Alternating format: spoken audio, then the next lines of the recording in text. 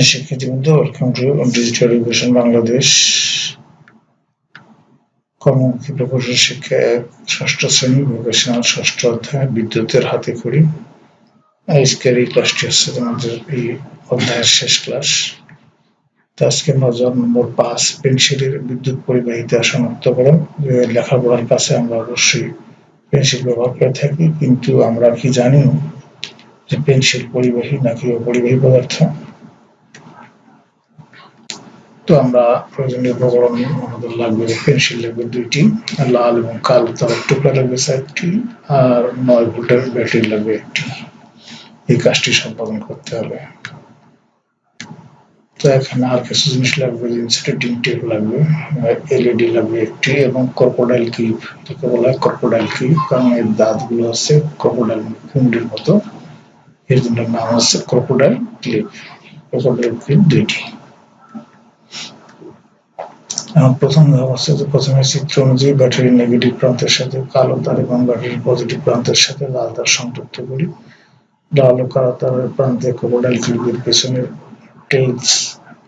Tail অংশে শক্তভাবে লাগিয়ে এবং সম্মুখভাগ পেন্সিল দুটির পেছনে আটকাই। কালো তার লাগানো পেন্সিলের শার্পিং অংশ অর্থাৎ গ্রাফাইট অংশ এলইডি বাল্বের নেগেটিভ এবং অপর পেন্সিলের শার্পিং অংশ এলইডি পজিটিভ প্রান্তে সংযোগ করি। দেখা যাচ্ছে যে বাল্ব জ্বলছে না। দ্বিতীয় ধাপ হচ্ছে এখন পেন্সিল দুটির উভয় প্রান্তের কাঠ সাবধানে কেটে প্রায় 3 থেকে 4 মিলিমিটার গ্রাফাইট অংশ বের করি। অর্থাৎ পেন্সিলের যে অংশটিতে লেখা হয় এটাকে গ্রাফাইট অংশ বলা হয়। গ্রাফাইট দ্বারা এই অংশটি তৈরি করা হয়। এবার উভয় পেন্সিলের পেছনে ক্রোকোডাইল ক্লিপ লাগিয়ে সামনের অংশ এলইডি বাল্বের নেগেটিভ এবং পজিটিভ প্রান্তে সংযুক্ত করি। তাহলে দেখতে পাচ্ছি যে বাল্ব থেকে আলো জ্বলছে। তো শিক্ষকের সাথে নিচে চিত্রের মতো সংযুক্ত করে বিদ্যুৎ সরবরাহ দিয়ে নিচে সবটি পূরণ করি যে পেন্সিলের এক মাথা শার্পিং অবস্থায় আলো জ্বলবে না, আর পেন্সিলের উভয় মাথা শার্পিং অবস্থায় আলো জ্বলবে।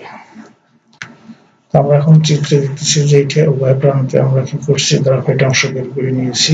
তো এখানে যে প্লাস মাইনাস ধরলে পরে এখানে প্লাস মাইনাস কানেকশন পাবে, অর্থাৎ এই গ্রাফাইট অংশটা হলো কন্ডাক্টর। আর যদি শুধুমাত্র ওই পিছনের অংশে আমরা দেই তাহলে এক পাশে শুধুমাত্র গ্রাফাইট অংশ বের করে উপর প্রান্ত যদি বের না করি, তারপরে ওই ক্রোকোডাইল ক্লিপ দ্বারা যদি আমরা সংযুক্ত করি তাহলে আলো জ্বলবে না। এখানে চিত্রে দেখানো হচ্ছে যে এই অবস্থায় যদি আমরা এই দুই প্রান্ত এলইডি বাল্বের সাথে সংযুক্ত করি তাহলে এলইডি বাল্বটা জ্বলবে।